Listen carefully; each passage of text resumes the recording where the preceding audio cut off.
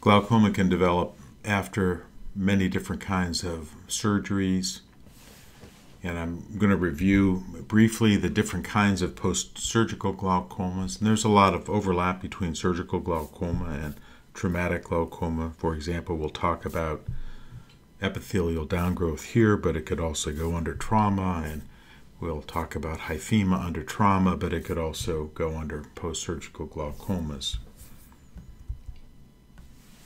There are many mechanisms by which surgical intervention can lead to an elevated intraocular pressure and ultimately glaucoma. A flat anterior chamber after any surgery can lead to synechial angle closure. Flat anterior chamber after glaucoma surgeries is a little bit less worrisome because in a sense we've already given up on the normal trabecular meshwork and are hoping that the aqueous will go through our tube or through our trabeculectomy. It's still obviously something that needs to be addressed, but it's a little bit bigger problem if it occurs after a surgery in which the trabecular meshwork was functioning normally up until the time of surgery, after cataract surgery or corneal transplant, for example. So it's important then to reform the anterior chamber quickly to prevent peripheral anterior synechia formation. Excessive cautery over a broad area can destroy the episcleral outflow channels. This was, I think, part of the reason that there was significant glaucoma after extracapsular and intracapsular cataract surgeries. Clearly, a lot of things are different between those and the much less invasive phacoemulsification, but cauterizing around the limbus extensively is really damaging the outflow system. And I think I drive my residents and fellows crazy because I'm always pointing out the episcleral veins when we're doing surgery. You can see here this aqueous that's pumping into the blood right at the limbus in this patient. And once you've recognized it, you can also see right here, once you recognize the aqueous spilling into the blood, it'll make you more sensitive that you don't want to just go randomly cauterizing around the limbus, because that is where the aqueous ultimately goes to.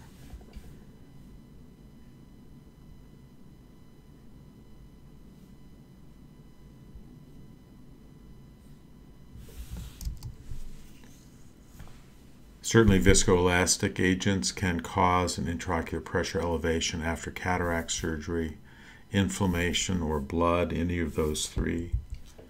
Lens particles, if there's a lot of lens material left behind, one can have lens particle glaucoma. We talk about that under lens-induced glaucomas. And one can also get pupillary block. This is not common in eyes in which the lens is in the capsular bag, but in anterior chamber lenses or sulcus lenses, it's more likely to develop. This is a patient with an anterior chamber intraocular lens. You can see that there is an iridectomy here, but it's underneath the intraocular lens. And some of these anterior chamber lenses, it's good to have two iridectomies or iridotomies so that the lens can't cover them both. This is an eye with a posterior chamber intraocular lens and the sulcus, and you can see bowing forward of the iris in this patient in pupillary block. Capsular block rarely, in my experience, causes glaucoma. This is just a great video, patient of Dr. Oding's. This is the lens thickness here. You can see all this material behind the intraocular lens. So this clearly is disturbing to the patient and needed to be fixed. But at least in the BCSC books, they talk about capsular block being in the differential diagnosis of postoperative glaucoma. I must say I've never seen it cause glaucoma. So usually we treat the underlying cause. If you see somebody on day 0 or day 1 after cataract surgery, it's generally enough to tap the anterior chamber, burp the wound, and maybe begin an aqueous suppressant. And typically these patients do very well. Most people who have modern cataract surgery, the intraocular pressure will ultimately go down from the preoperative level, so this is usually not a long-standing problem. One can have bleeding from a cataract wound. This is called Swan syndrome. This is just one of my favorite videos showing this blood cascading from this patient's wound. And so this is in the differential of UGG syndrome, which we'll talk about in a second here. If you have somebody with recurrent hyphema after cataract surgery, it can occasionally be from the wound. Obviously, this is not something now that we see with phacoemulsification because it's all done clear corneal, but other wounds can cause recurrent bleeding. UGG syndrome for uveitis plus glaucoma plus hyphema is much, much less common today because of the quality of the surgery and the quality of the implant lenses. This is a patient with a medallion iris fixated lens, which thankfully does not exist anymore. You can see the little bit of hyphema down below. Another medallion patient here. You could always tell them because they had the square pupil. And again, inferiorly you see blood because this lens is rubbing on the iris and chafing the iris. But we can still see this in modern cataract surgery. This is a patient I saw very recently. You can see that the eye has a little hyphema inferiorly.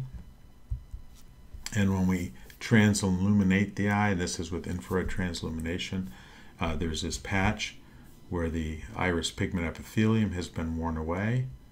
And you can actually see the hyphema here as well. And on anterior segment OCT, one can see very subtly, but right here, the haptic of the intraocular lens pushing up into the base of the iris.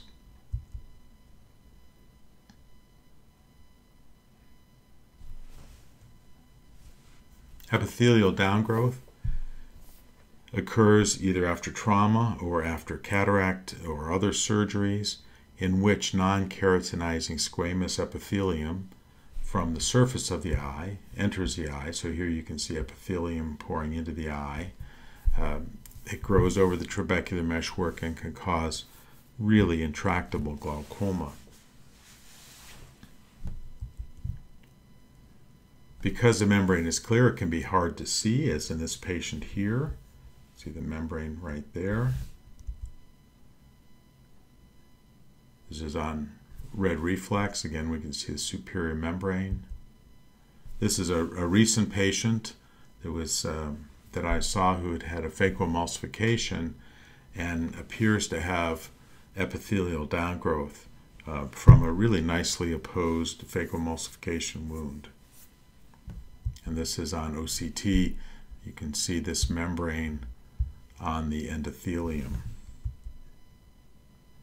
As it grows across the iris, it's invisible because it's clear, but one can use argon laser to delineate the extent of the membrane. A very low power shot to the iris surface will leave no mark at all, but if there's a membrane there, it will leave a white blanching, and so you can see in this eye the extent of the epithelial downgrowth.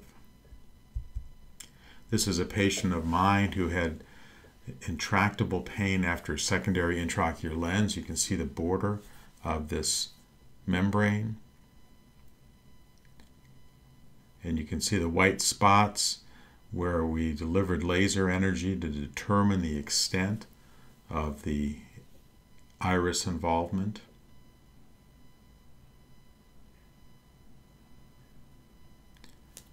So this lady was very uncomfortable, and I did a radical excision of all of her superior iris. Her IOL came out.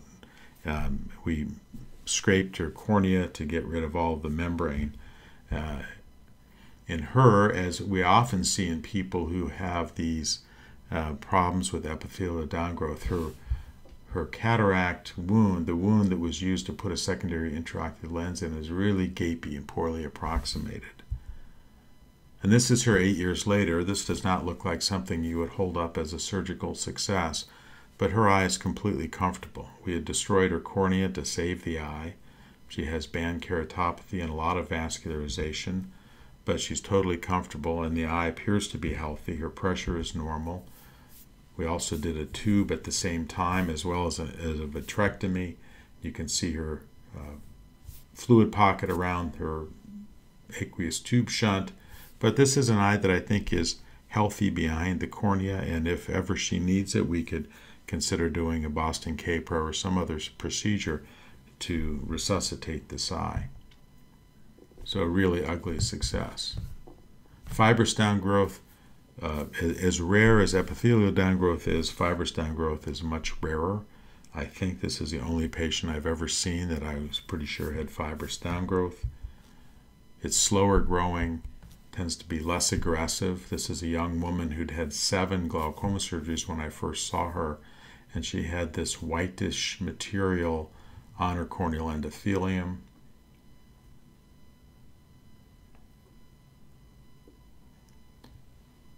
You can see on gonioscopy it's just on the endothelium. It pulls all the structures forward. Because this eye had had so much surgery already, and because fibrous downgrowth is so slow growing, we didn't really do anything but observe her. Patients who've had corneal surgery can develop glaucoma. You can see that this patient has a bleb in the upper right part of this illustration, nice clear cornea. It's especially a problem for repeated grafts as the grafts get bigger and encroach more and more on the trabecular meshwork, worse in aphakic and pseudophakic eyes. The mechanisms are the distortion of the trabecular meshwork by these sutures. One can develop angle closure, and the chronic lifelong use of steroids. In people who've had recurrent corneal transplants, I've often seen the iris just become floppy and just fold up and attach to the host cornea, and so the angle becomes completely closed. Lamellar grafts, like DMEK and DSEK, seem to have much fewer intraocular pressure issues, but again, they're often on long-term steroids. After retina surgery, one can have ciliary body swelling. We see this after scleral buckling procedures, after panretinal photocoagulation. And it's usually treated with aqueous suppressants, cycloplegia, and steroids. Some have described using iridoplasty in this situation, although I have not done that. If there's a choroidal effusion element, that can be drained. Rarely, I think, we would go back to adjust the scleral buckle. The key is not to use cholinergics like pilocarpine, and these patients do not need to have laser iridotomy. Typically, recognizing the problem, beginning cycloplegia and steroids, aqueous suppressants, and over a few days, it's usually at least begins to resolve. Silicone oil in the angle can cause glaucoma, usually not just a single ball of silicone like this, but if there's extensive silicone. Silicone can cause pupillary block, and for that reason, the retina surgeons will hopefully do an inferior iridotomy or iridectomy to allow the aqueous, which is heavier, to come out through the lower part of the iris. The oil itself can obstruct the trabecular meshwork, and then later the emulsified oil can cause trabecular inflammation and permanent damage. Expansile gases can collapse the anterior chamber if they're overfilled into the eye. And in glaucoma surgery, particularly laser surgery, we can cause elevated intraocular pressures, typically with trabeculoplasty and iridotomy, from inflammation, and in the case of iridotomy, from debris and pigment that's freed up during the procedure. This is usually transient. The incidence has markedly decreased with the availability of alpha-adrenergic agonists like brimonidine and aproclonidine. Prior to the availability of these drugs, rather high spikes in intraocular pressure were common after these laser procedures. So a potpourri of different sorts of pressure problems that can come after surgical interventions.